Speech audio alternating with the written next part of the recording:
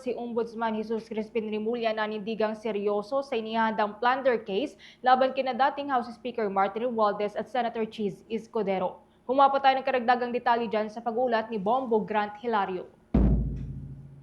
Inahayag ng Office of the Ombudsman na seryoso sila sa inihandang mga kaso laban sa mga sangkot sa manumalang flood control projects.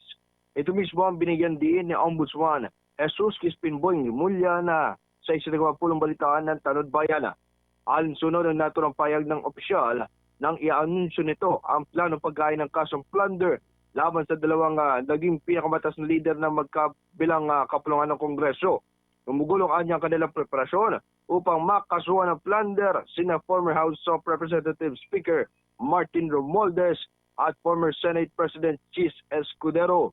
Ayon kay Ombudsman Rimulya, may kinalaman ng kaso sa pagkakaroon ng elemento ng conspiracy o sabwatan na manabinggit ukol sa pagproseso ng pambansang budget ng bansa noong 2024 at 2025. Plano at inaasahan may hain na ng formalang kasong plunder laban sa mga dating leader ng Kongreso sa susunod na buwan ng Mayo.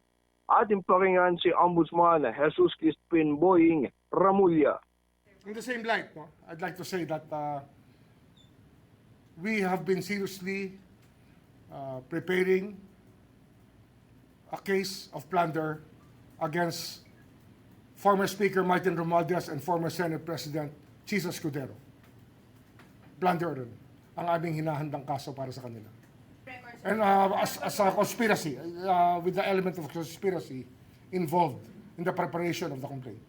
Well, within the month of May, we're just tying up many things that have to be there for us to make a case out of it.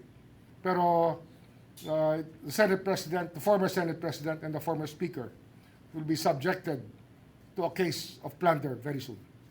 Flood control related in so many ways, yes. Exactly.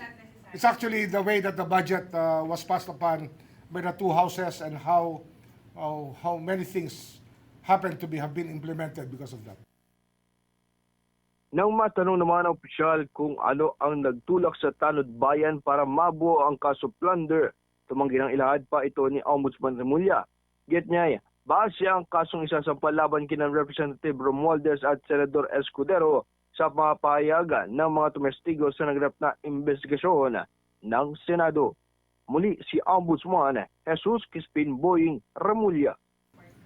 Now you'll get it later on when we explain the facts. Makukuha nyo yan. Madaling maintindihan. Actually, narinig nyo na yung istorya. Narinig nyo na yung istorya mula sa mga testigo dati sa Senate.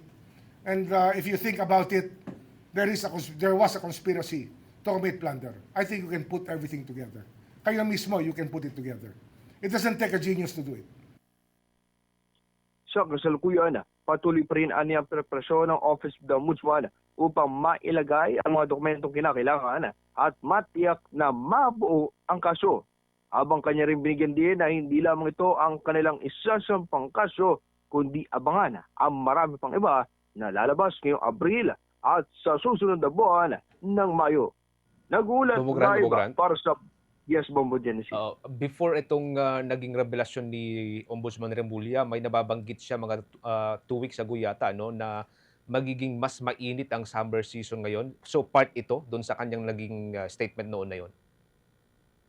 Wala siyang sumunod na mensahe patungkol riyan sa sinabi niyang mas lalong iinit yung tag-init. Ngunit ngayon ay pinangalanan niya yung mga opisyal na kanyang kakasuhan ng plunder katulad ni former House Speaker Martin Romualdez at ni former Senate President Cheese Escudero. Kung maalala na sinabi niya nung nakaraan na magsasabi na lamang siya ng pangalan ng kung ito'y sasampa na bilang kaso. Ngunit ngayon ating nasaksihan na ang kanyang pag-anunsyo ng mga sasampa ng plunder at hindi lamang ito Bombo Genesis sapagkat sinabi niya din na mas marami pang mga kasong lalabas o lilitaw ngayong Abril at abangan din lalo na sa buwan ng Mayo. Bombo Genesis. Okay, maraming salamat, Bombo Grant. Nagulat live para sa Bombo Network News ito si Bombo Grant Hilario and this is Bombo Radio Philippines, the #1 and most trusted source of news and information. Basta Radio Bombo! For the most trusted source of news and information, visit our website at www.bomboradio.com. Follow us on Bombo Radio mobile app, Facebook, YouTube, TikTok, and X, formerly Twitter. Like, share, and stay connected. Anytime, anywhere.